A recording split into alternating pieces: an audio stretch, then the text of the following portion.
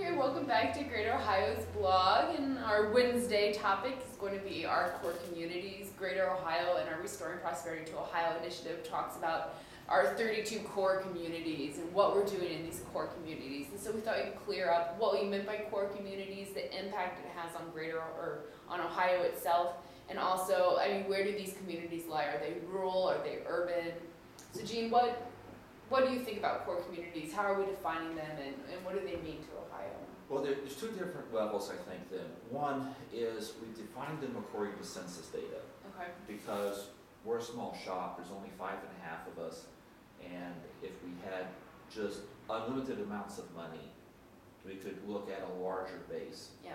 Okay, but we can't, because we don't have it, which is also an indirect plea for people to go ahead and send us money. We're 501c3. But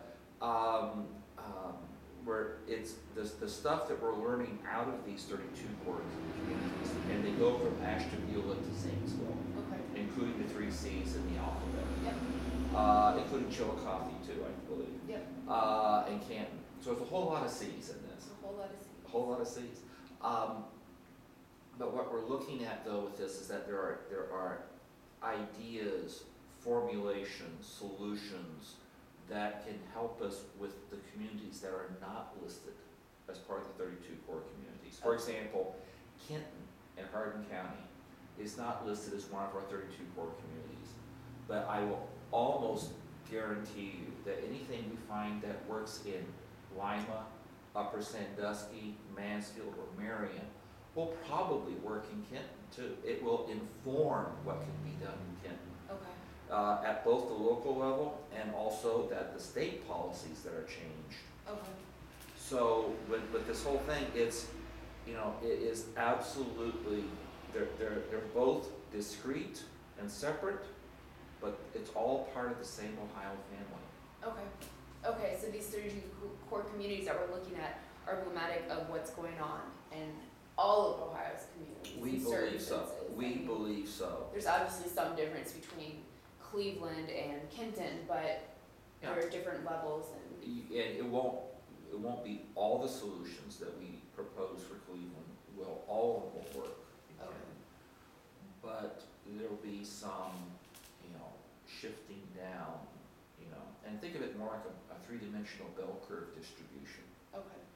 That there'll be some things that will work and some things that won't work, and Cincinnati and Cincinnati, Cleveland, Columbus, just looking at those 3, they are all so radically different.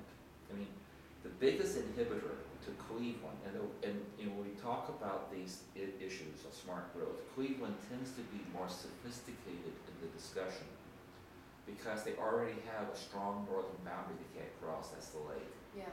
Okay, so that's already created a geographical barrier for them. Okay.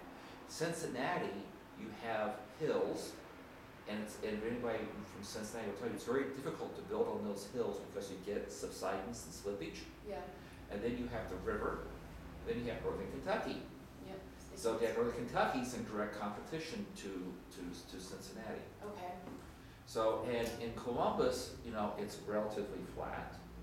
Columbus has long taken the standpoint of, if you want our water, you have to play by our rules, which then leads to the old joke, what are the 5 things that's going to stop the eventual expansion of Columbus? That is Pennsylvania, West Virginia, Kentucky, Indiana, and Lake Erie. Okay. They can only expand so far. Right.